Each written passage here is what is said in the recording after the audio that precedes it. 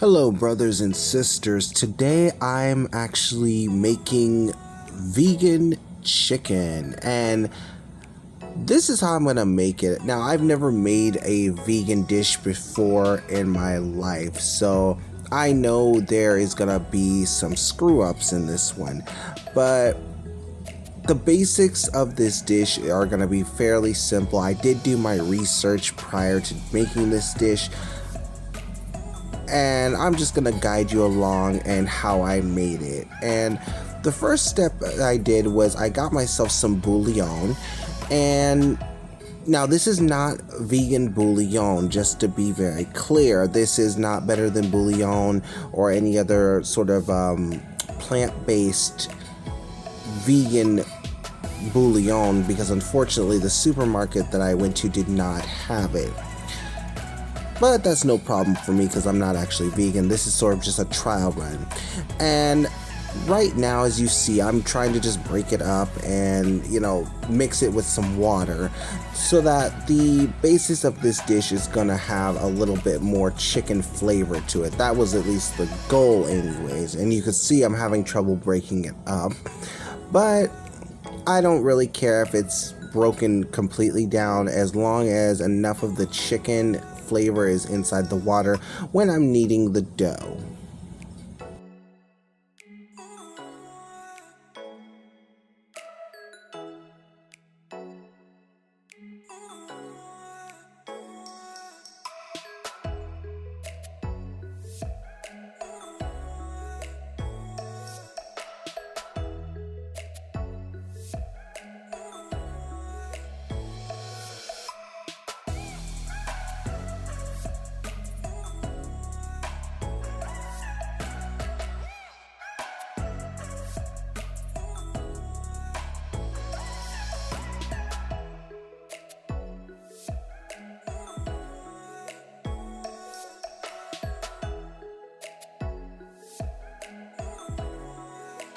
Alright, now that I've got my bouillon ready, I'm gonna add 2 cups of all-purpose flour.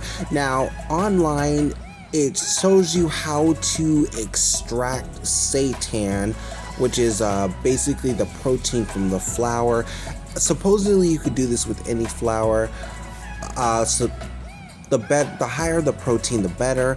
Mine is a fairly low protein flour, so I did not expect to get a whole lot of seitan out of this.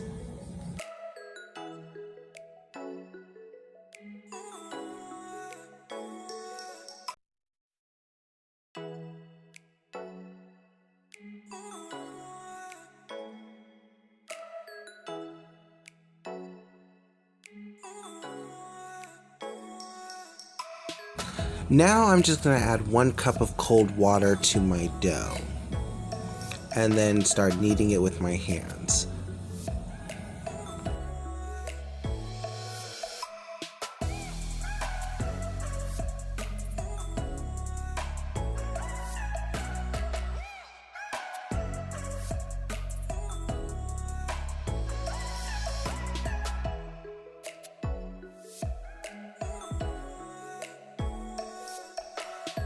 This process was a little fun. Even though I got a lot of the dough stuck to my fingers, it kind of brought me back to when I was a child playing with silly putty and with Play-Doh.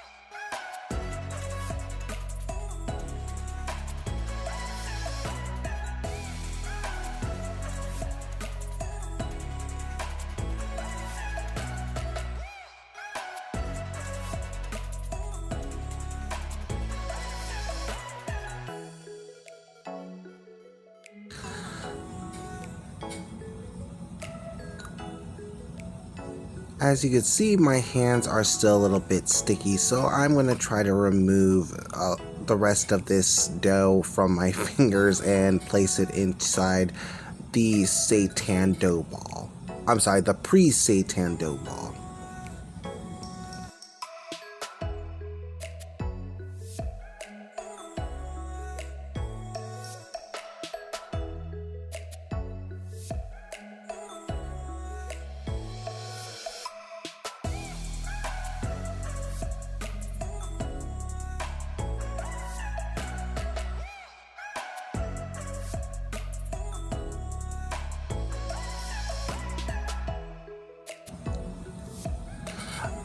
Alright, now that I've got a pretty good sized dough ball, what I did next was I just transferred it into a bowl of cold water.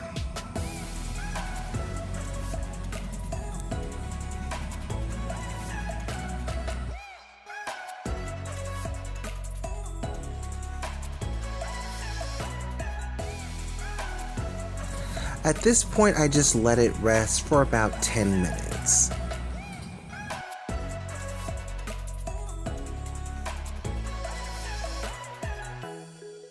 Now this is where the fun's gonna begin. I'm just gonna take my clean hands and put them inside and start washing the dough.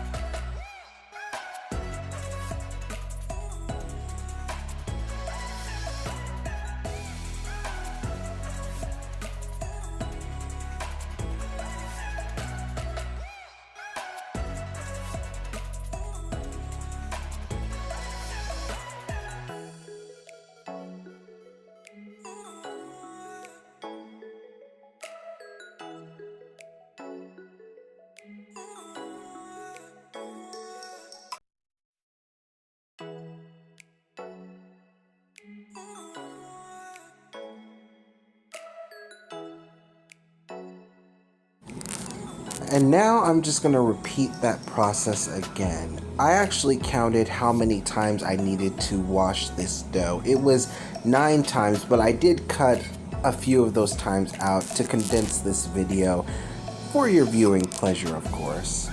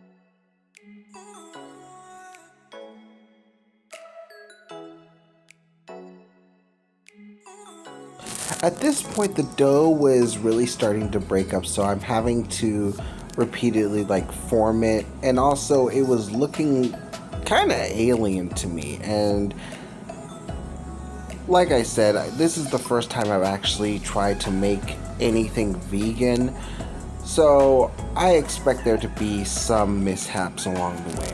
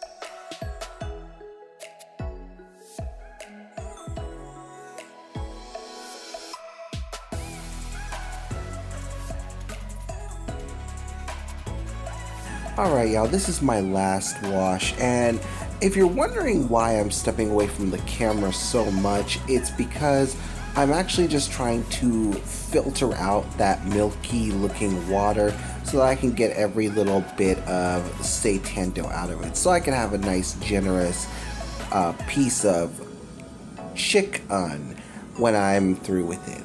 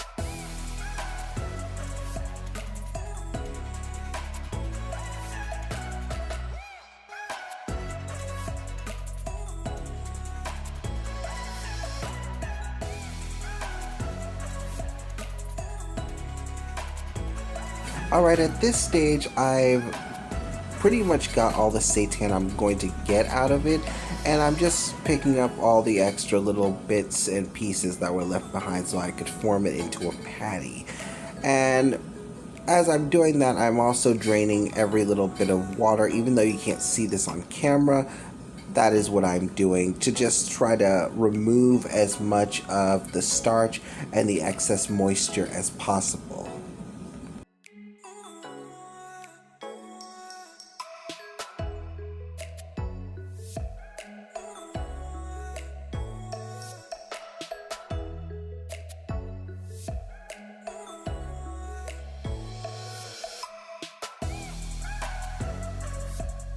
Now it was time to make my dry batter, and for my dry batter, all I did was add about 1/4 of a cup of all-purpose flour, a little bit of garlic powder, some parsley, mostly for aromatics, and some freshly cracked pink Himalayan salt. I love using pink Himalayan salt in most of my dishes. I find it's much more balanced than the regular salt is. As I was making this, I was trying to let this dish speak for itself, not realizing, really not thinking that this is not like any other form of meat. This isn't like any other form of chicken, where natural chicken has its own juices and, of course, you know, the fat. This doesn't have that, and that's another area where I messed up in.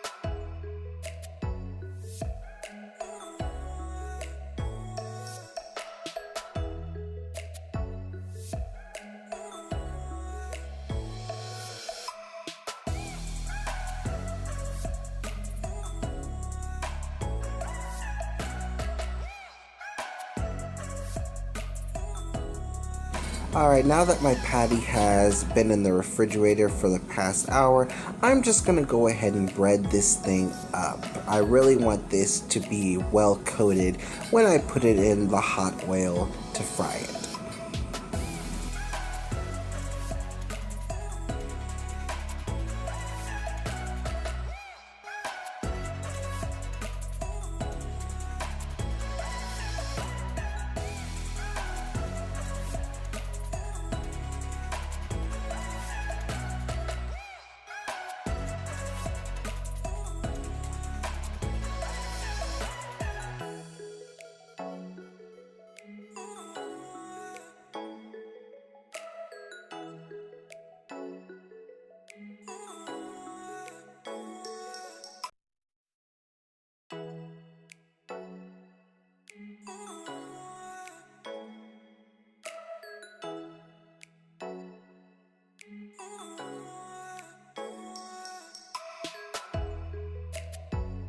This is where the fun begins. This is when I took the patty out and put it on my stove on the medium to medium high heat and fried it up. Now this patty actually fries pretty quickly. I was actually quite stunned because it took a little over 2 hours to make the patty, but it took only about 3 minutes in total to cook the patty up.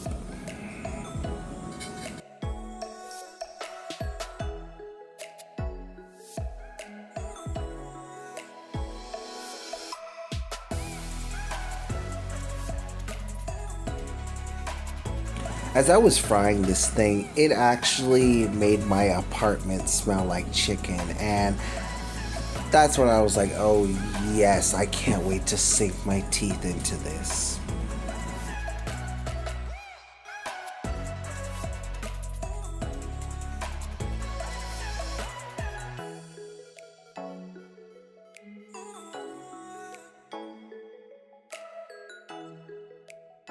Alright, as you can see, it's actually cooking very well. In fact, I was very stunned at just how well this cooked. But I let it sit in there for a few more minutes just so I could have it a little bit more brown, because I could see when I flipped it over it was a little bit white in the center, and I was like, oh no, I don't want that. I still want to make sure this gets sort of a golden brown overall color.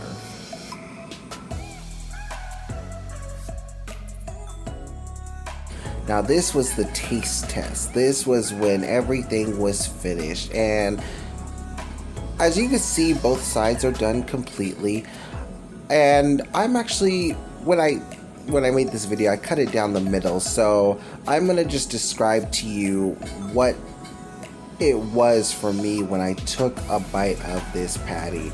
But when I initially opened it, I saw a bunch of white meat, and I was like, oh my goodness, I can't believe I made this out of flour, y'all. All that white meat, and the overall look of it, it's kind of like a chicken nugget. It's very similar to that of a nugget you get from like McDonald's or Wendy's or someplace like that. It's all white meat. The only issue with this was it had kind of a soft, like not really soft, but a light spongy texture to it, which I was just a little stunned at that. But for the most part, this came out really well. And when I tasted this dish, I was like, oh my goodness, it's actually really good. Now, it did not have as much of the chicken flavor as I had wanted, but for a first attempt, I would say it was not bad. And you're about to see me just dip it into a bit of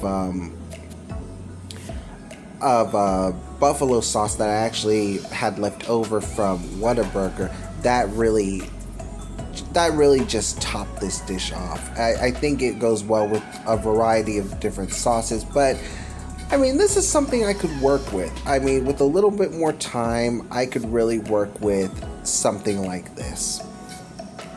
But that's all I've got for y'all today. I just wanted to share this journey with you that I had made today. I want you all to have a good day, night, morning, evening, wherever you're at in this world. Peace and love always. Stay safe out there, ladies and gentlemen. Bye-bye.